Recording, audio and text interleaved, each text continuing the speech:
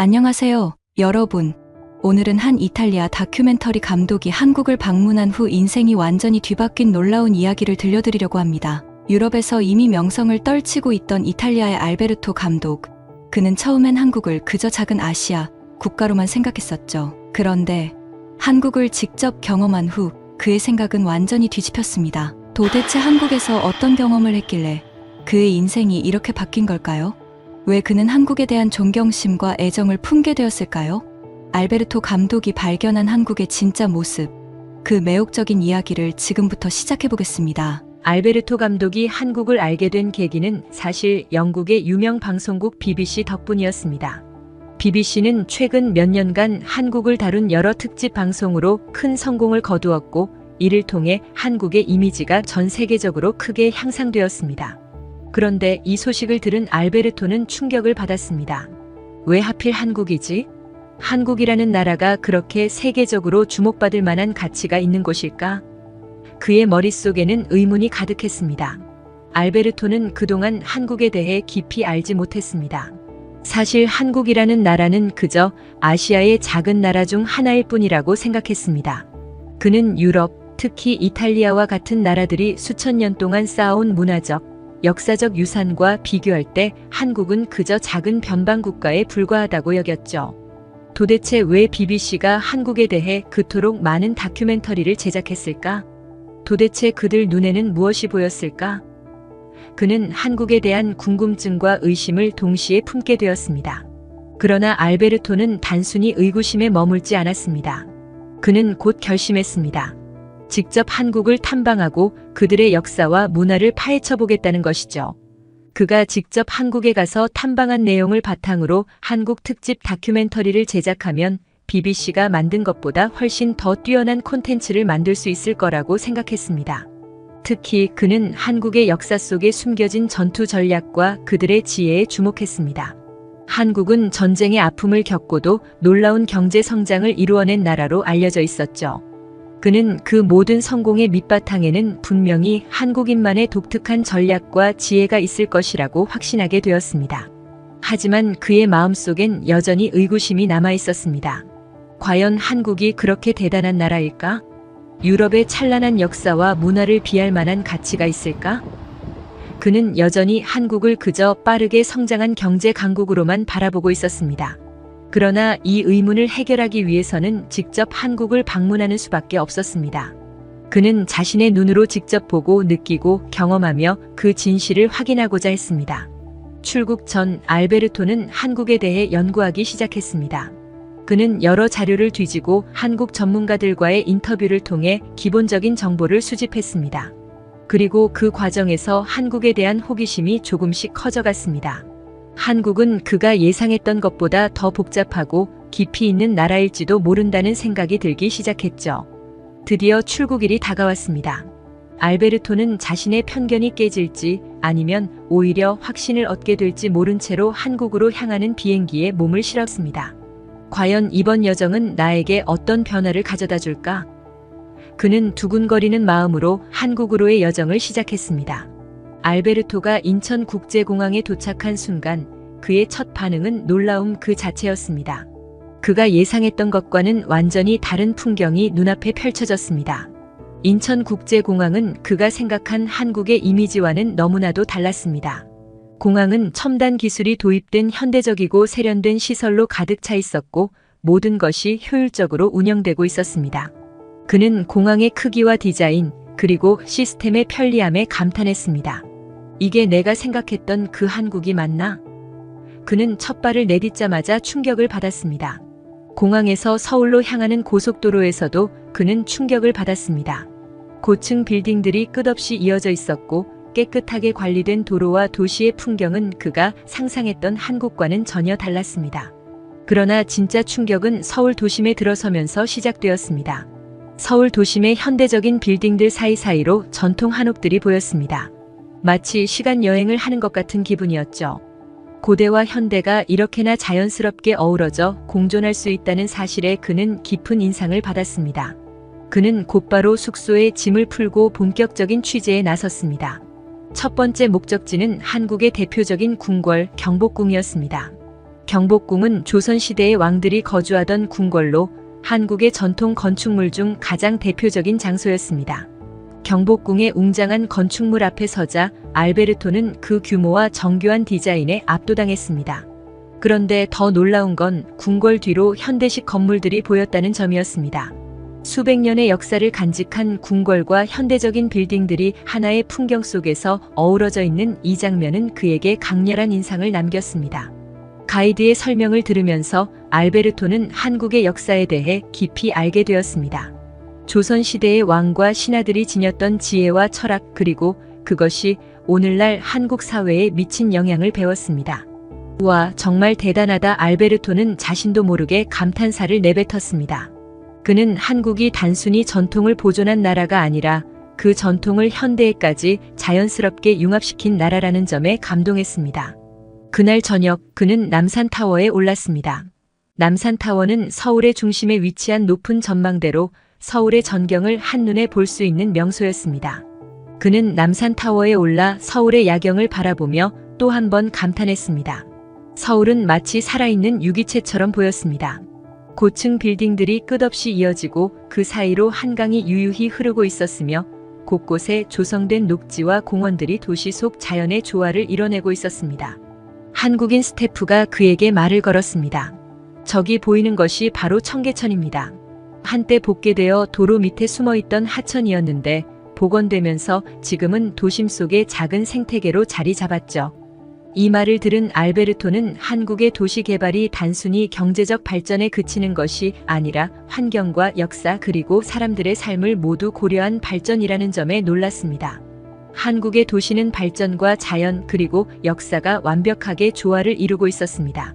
서울의 모습을 경험하며 알베르토는 점점 한국에 대한 생각이 바뀌고 있음을 느꼈습니다. 한국은 단순히 빠르게 성장한 경제 강국이 아니라 깊은 역사와 문화를 바탕으로 한강이 난 나라라는 점을 깨닫게 된 것입니다.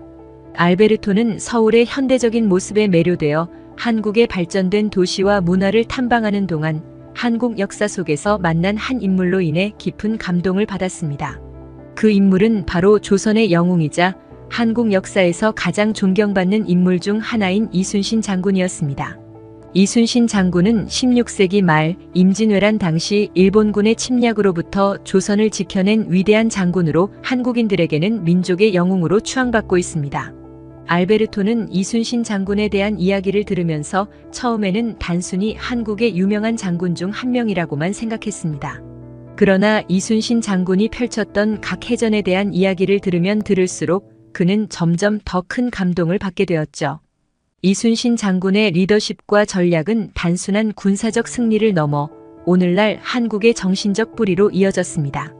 임진왜란이 발발하고 얼마 지나지 않아 이순신 장군은 첫 승리를 거둡니다. 바로 옥포해전입니다. 당시 일본군은 부산을 거쳐 조선을 빠르게 침공하고 있었고 이순신 장군은 이 상황을 타개하기 위해 첫 전투에 나섰습니다. 이순신 장군이 지휘한 조선 수군은 거제도 옥포 앞바다에서 일본의 군선 26척을 격파하면서 임진왜란 첫 승리를 거두게 됩니다. 이 전투는 이순신 장군에게 자신감을 심어줬고 그의 지휘 아래 조선 수군이 일본군을 연달아 격파하는 시발점이 되었습니다. 알베르토는 옥포해전에 대한 설명을 듣고 이순신 장군이 단순한 전투에서 이긴 것이 아니라 국가와 국민을 지키기 위한 첫 발걸음을 뗐다는 점에서 깊은 감명을 받았습니다. 일본군이 처음으로 패배를 경험한 이 전투는 조선 백성들에게 큰 희망을 주었고 알베르토는 그 희망이 전해졌던 순간의 중요성을 깨달았습니다. 옥포해전 이후 이순신 장군은 사천해전에서 또 한 번 일본군을 크게 물리칩니다. 이 전투는 거북선의 첫 등장으로 유명한 해전이기도 합니다. 거북선은 세계 최초의 철갑선으로 이순신 장군이 직접 설계하고 제작한 전투함입니다. 사천 앞바다에서 일본군을 공격할 때 이 거북선이 적 함대에 돌격하면서 적들에게 큰 혼란을 일으켰습니다.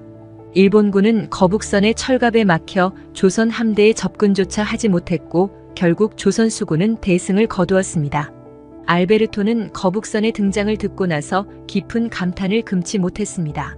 16세기라는 시기에 이미 이런 혁신적인 전함을 설계하고 실전에 투입한 이순신 장군의 지략과 창의력은 그가 단순한 군사 지휘관이 아니라 진정한 혁신가였다는 것을 증명해 주었습니다. 한산도 대첩은 이순신 장군의 가장 위대한 승리 중 하나로 그의 전술적 천재성을 가장 잘 보여주는 전투입니다. 이순신 장군은 한산도 근처에서 일본군을 유인하여 하객진하게 날개처럼 배를 벌려 적을 포위하는 전술을 사용해 일본 함대를 섬멸시켰습니다. 하객진 전술은 적을 혼란에 빠뜨리고 빠르게 격파할 수 있는 전략으로 이순신 장군의 지휘 아래 조선 수군은 대승을 거두게 됩니다. 이 전투에서 조선 수군은 일본군의 73척 중 59척을 격파하는 엄청난 전과를 기록하게 되죠. 알베르토는 한산도 대첩에 대해 듣고 나서 이순신 장군의 지휘력이 단순히 물리적 전투에서의 승리가 아닌 상대방의 심리와 환경을 완벽히 분석한 전술적 승리였다는 것을 깨달았습니다. 그는 이순신 장군이 전투를 준비하면서 철저하게 연구하고 분석한 점에 깊은 감명을 받았습니다. 이순신 장군의 전투 중에서도 가장 극적인 순간을 꼽으라면 단연 명량 해전일 것입니다. 1597년 일본군은 다시 한번 대규모 함대를 이끌고 조선을 침략하였습니다. 하지만 이순신 장군은 이미 여러 해전에서 조선 수군을 이끌고 승리를 거두었음에도 불구하고 이때의 상황은 매우 불리했습니다. 당시 조선 수군은 겨우 12척의 배만 남아 있었고 일본군은 300여 척이 넘는 함대를 이끌고 있었습니다. 이 절대적인 열세 속에서 이순신 장군은 명량 해협의 좁은 물길과 강한 조류를 이용해 전투를 준비했습니다. 일본군 함대가 조류에 휩쓸리며 제대로 된 움직임을 못하는 사이 이순신 장군은 12척의 배로 일본군을 공격했습니다. 이순신 장군의 뛰어난 전략과 조선 수군의 필사의 싸움 덕분에 조선군은 31척의 일본군 함대를 격파하며 승리를 거머쥡니다. 이 전투는 신에게는 아직 12척의 배가 남아있습니다라는 이순신 장군의 명언으로도 유명합니다. 알베르토는 명량 해전에 대한 이야기를 들으며 전율을 느꼈습니다. 이순신 장군은 숫자로는 상대가 되지 않는 적을 상대로도 포기하지 않고 끝까지 싸웠으며 지형과 자연을 활용한 뛰어난 전술로 불가능해 보였던 전투에서 승리했습니다. 그는 이순신 장군이 단순히 전쟁에서 이기는 것이 아니라 절망적인 상황에서도 결코 포기하지 않는 불굴의 정신을 보여준 것에 깊은 감동을 받았습니다. 노량해전은 이순신 장군의 마지막 전투이자 그의 삶의 끝을 장식한 해전입니다. 1598년 임진왜란이 막바지에 이르자 일본군은 조선에서 철수하려 했습니다. 이때 이순신 장군은 퇴각하는 일본군을 추격하여 전투를 벌였고 노량 앞바다에서 조선 수군은 일본 함대를 크게 격파했습니다. 하지만 이 전투에서 이순신 장군은 적의 화살을 맞고 전사하게 됩니다. 이순신 장군은 전사 직전 나의 죽음을 알리지 말라는 말을 남겼습니다. 전장에서 혼란이 생기는 것을 막기 위해 자신의 죽음을 숨긴 채 끝까지 지휘를 이어간 그의 모습은 진정한 리더의 모습을 보여줍니다. 노량해전에서 이순신 장군은 목숨을 바쳐 조선을 지켰고 그의 죽음은 조선 전역에 큰 충격을 주었습니다. 알베르토는 노량해전에 대한 이야기를 들으며 깊은 슬픔과 동시에 존경심을 느꼈습니다. 이순신 장군은 전사한 순간까지도 나라를 위해 싸운 진정한 애국자였고 그의 희생 덕분에 조선은 일본군의 위협으로부터 벗어날 수 있었습니다. 알베르토는 이순신 장군의 희생 정신이 오늘날 한국인들이 가진 강인함의 뿌리라는 것을 깨달았습니다. 특히 임진왜란 당시 이순신 장군이 12척의 배로 300여 척의 일본 함대를 상대로 승리한 명량해전의 이야기는 그에게 엄청난 충격을 주었습니다. 잠깐만요, 12척으로 300척을 상대했다고요? 알베르토는 믿을 수 없다는 듯이 물었습니다. 한국인 역사 전문가는 고개를 끄덕이며 이순신 장군의 놀라운 전술과 전략을 설명했습니다. 이순신 장군은 좁은 해협과 조류를 이용해 적의 대규모 함대를 분산시켰습니다.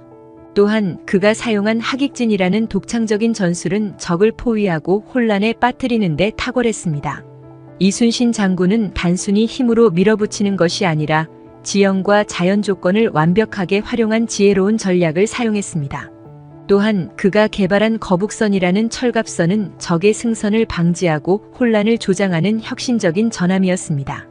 알베르토는 이순신 장군의 각 해전을 통해 단순한 전투의 승리만이 아닌 그 속에 담긴 깊은 지혜와 리더십 그리고 한국인의 불굴의 정신을 깨닫게 되었습니다. 이순신 장군의 전략적 사고와 애국심은 오늘날에도 한국인들에게 영감을 주고 있으며 이는 현대 한국의 성공에도 큰 영향을 미친다고 느꼈습니다. 그는 이순신 장군이 남긴 유산이 단지 한국 역사 속의 인물로만 남지 않고 현대 한국 사회 전반에 걸쳐 여전히 큰 영향을 미치고 있다는 점에 깊은 감명을 받았습니다. 이순신 장군의 이야기를 통해 알베르토는 한국이 단순한 경제적 성공을 이룬 나라가 아니라 강한 역사적 뿌리와 정신적 지주를 가진 나라라는 것을 깨닫게 되었습니다. 알베르토는 이순신 장군의 이야기를 통해 한국의 역사적 지혜와 리더십이 어떻게 오늘날 한국의 성공으로 이어졌는지 이해하게 되었습니다. 이순신 장군의 불굴의 정신과 리더십은 현대 한국의 정신적 토대가 되었으며 이는 한국 사회 전반에 걸쳐 여전히 큰 영향을 미치고 있었습니다. 알베르토는 이순신 장군의 이야기를 듣고 나서 한국에 대한 그의 시각이 완전히 바뀌었다는 것을 깨달았습니다. 한국은 단순히 경제적으로 발전한 나라가 아니었습니다. 그 안에는 수천 년 동안 이어져 내려온 역사적 지혜와 용기, 그리고 강한 리더십이 깃들어 있었습니다. 그는 이순신 장군의 이야기를 바탕으로 한국이 어떻게 세계적으로 주목받는 나라가 되었는지 다큐멘터리의 중요한 주제로 삼기로 했습니다. 이제 그의 다큐멘터리는 단순히 경제적 성공에만 초점을 맞추는 것이 아니라 한국의 역사와 그들이 지닌 정신적 강점까지 깊이 있게 다룰 계획이었습니다. 한국에서의 마지막 날, 알베르토는 서울의 야경을 바라보며 조용히 다짐했습니다. 이 다큐멘터리는 단순한 방송이 아니다. 한국의 진정한 모습을 세계에 알리는 창구가 될 것이다. 그는 한국이 단순한 경제 강국이 아니라 깊은 역사와 문화를 지닌 나라라는 점을 전 세계에 알리고자 하는 사명감을 가졌습니다. 알베르토는 이번 다큐멘터리를 통해 더 많은 사람들이 한국의 진정한 매력을 느끼고 그들의 강인한 정신을 이해하게 되기를 바랐습니다. 그는 이번 다큐멘터리가 한국에 대한 새로운 인식을 심어줄 것이라는 확신을 가지고 열정적으로 작업을 이어갔습니다. 그의 여정은 끝이 났지만 그의 마음속에는 한국에 대한 애정과 존경이 깊이 자리 잡았습니다. 앞으로 그가 제작할 다큐멘터리를 통해 더 많은 사람들이 한국의 진정한 매력과 강인한 정신을 발견하게 되길 바라며 오늘 이야기를 마무리 짓습니다. 오늘 이야기가 마음에 드셨다면 구독과 좋아요, 알림 설정까지 잊지 마세요. 더 감동적이고 흥미로운 이야기로 다시 찾아뵙겠습니다. 감사합니다.